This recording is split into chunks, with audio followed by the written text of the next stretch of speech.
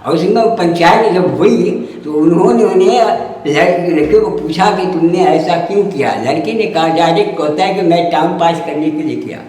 सरकार लाख महिला सशक्तिकरण का दावा करे, महिला सशक्तिकरण हो नहीं पा रहा है। आज भी महिलाओं की अस्मत एक खिलौना बनकर रह गई है। दरभंगा ग्रामीण विधानसभा क्षेत्र के छोटाईपट्टी पंचायत के बेल्ही गांव में एक गरीब की बेटी को गांव के दरिंदों ने लूट लिया। इतने पर ही सब्र नहीं हुआ तो उसका फोटो और वीडियो बनाकर उसे धमकाया गया, अगर किसी को बताया तो पूरी दुनिया में रुसवा कर देंगे।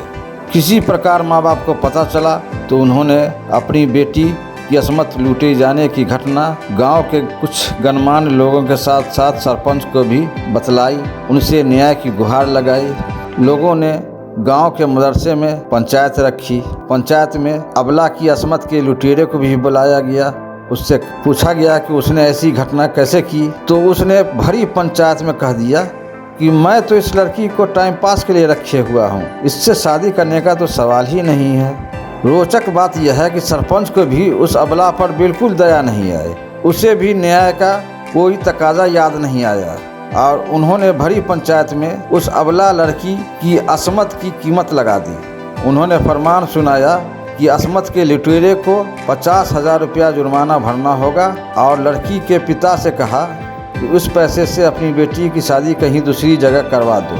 लेकिन सरपंच या पंचायत में मास्टर पप्पू आदि किसी ने भी उस लड़की की शादी उसके अस्मत के लुटेरे से करवाने की कहीं पर बात नहीं की। आप जानते होंगे कि छोटाईपट्टी का बेल्ही गांव अल्पसंख्यक बहुल गांव है और यहाँ पढ़े लिखे लोग हैं। IPS पदाधिकारी तक इस गांव से आते हैं। लेकिन उसी गांव में लोगों ने एक गरीब और उसकी मासूम बेटी पर कोई दया नहीं दिखाई। गांव के दबंग लोगों के जुल्म से हार कर अबला ने लहियासराय महिला थाना में अपनी अस्मत लूटे जाने के खिलाफ कार्रवाई की प्राथमिकी दर्ज करा दी। बड़ी हील हुज्जत के बाद उसकी प्राथमिकी तो दर्ज हुई, लेकिन उसका कहना है कि उसके बयान को भी पलट दिया गया है।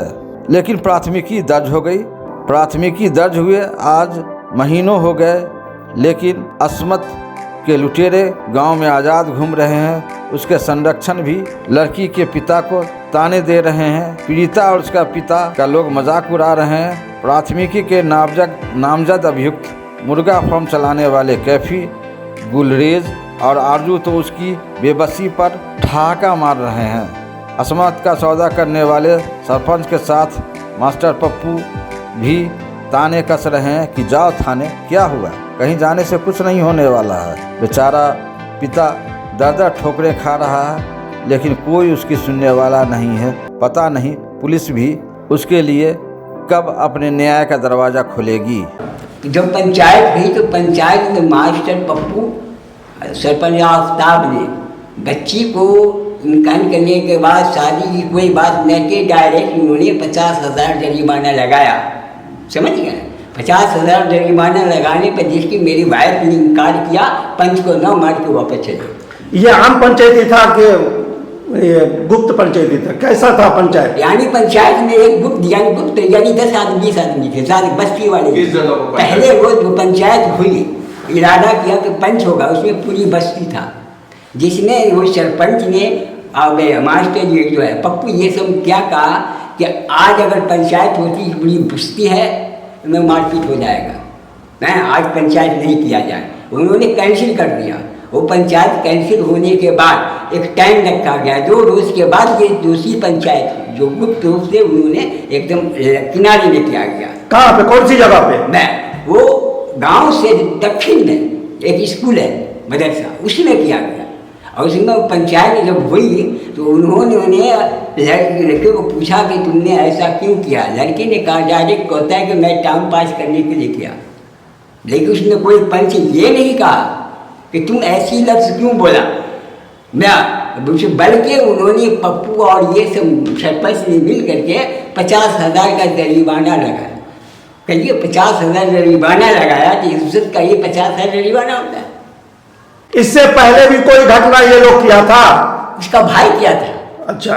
क्या नाम था उसका? जिसमें जो आरजू है, जिसका नाम है रितेश, वो लड़का आलू अगले में बचाया। हाँ। उसको जिसका नहीं आरजू नाम गाली गलौज किया, वो वो भी बता है, के, बड़ा वो भी है, आरजू भी है, और उसका चाचा गुलरेज भी है, जिसको दोनों को छाट दिया गया है। जिससे शादी करने का दिया का तुम शादी करेंगे, वो मेन कैफी है जिसका नाम इसमें है, बाकी नहीं है। तो इससे पहले क्या घटना क्या था ये लोग? ये किया था कि आरजू नाम का लड़का जो है, जिसका यानी कैफी का भाई, उन्होंने एक गरीब लड़की को लेकर भाग गया बाहर।